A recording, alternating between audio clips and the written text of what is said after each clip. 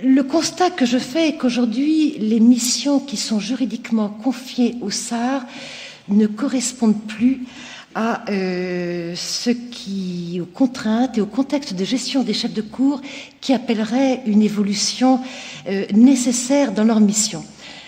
Me semble-t-il, la notion d'administration des juridictions d'un ressort recouvre aujourd'hui une réalité qui est bien différente de celle que l'on pouvait observer il y a quelques années seulement.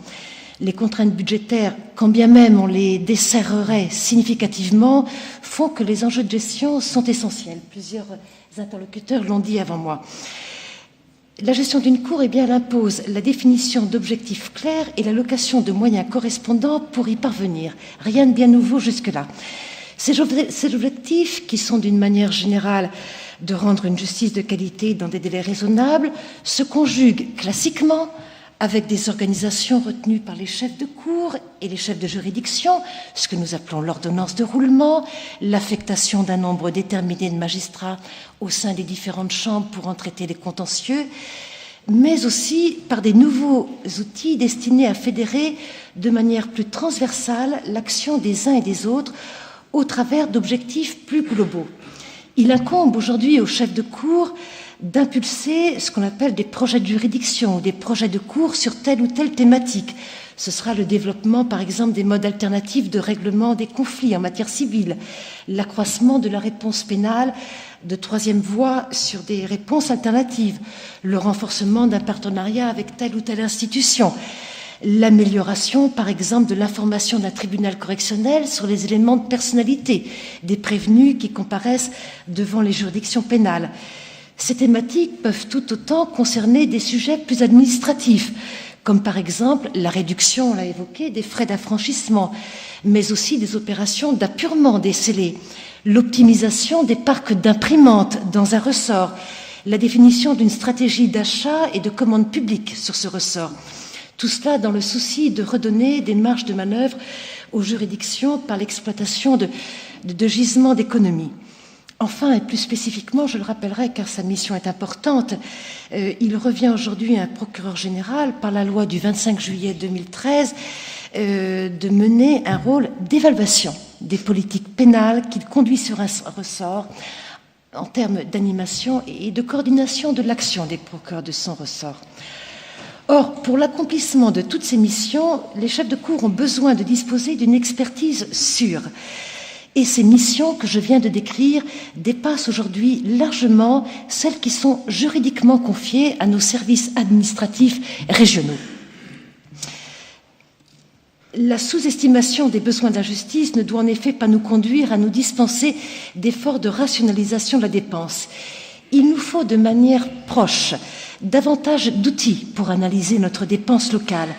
Piloter une dépense de frais de justice exige, par exemple, de pouvoir analyser finement la consommation des différents postes de ces frais de justice en lien avec l'activité des magistrats et des services d'enquête pour identifier précisément les leviers sur lesquels il nous est possible d'agir. Les restitutions ainsi que l'administration des services judiciaires peut nous faire sur des dépenses qui sont directement prises en charge, directement payées par la centrale, gagneraient ainsi à être optimisées, par exemple. Il nous faut aussi davantage d'outils d'évaluation des politiques locales conduites. Or, cette mission d'évaluation dont je parlais plus avant suppose des ressources, elle suppose des compétences qui nous font encore trop défaut. Et finalement, par un effet particulièrement vicieux, ce déficit de visibilité des réalités de fonctionnement local, qui ne sont pas assez clairement objectivées, participe de la difficulté à exprimer plus globalement les véritables besoins de l'institution judiciaire. Le dialogue, certes, existe entre les directions moyens du ministère et les chefs de cour dans ce dialogue de gestion que nous avons évoqué à plusieurs reprises durant ce colloque. Je dirais même qu'il s'est significativement enrichi au cours des dernières années. Il ne serait pas juste d'ignorer tous les progrès qui ont été accomplis dans la prise en compte des besoins plus personnalisés dont peuvent faire état les chefs de cour et les juridictions dans la construction par ailleurs d'outils méthodologiques à notre disposition. Pour autant, il demeure et ce sera peut-être là ma conclusion, que les ressources actuelles du SAR sont davantage mobilisées en direction des besoins de l'administration centrale au service de remontées d'informations.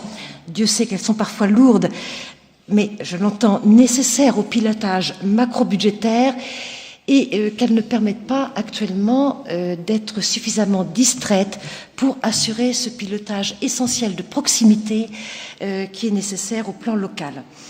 La conférence avait sur ses travaux conclu en considérant qu'il était nécessaire que les cours se voient reconnaître une autonomie de gestion accrue qui pourrait faire évoluer la relation avec l'administration centrale vers la définition d'objectifs plus globaux de réduction de dépenses, si réduction il va y avoir, ou de maintien, voire, ne nous privons de rien, voire d'augmentation, l'administration centrale devant renforcer cette aide au pilotage stratégique de la dépense dans les cours sans se substituer à elle.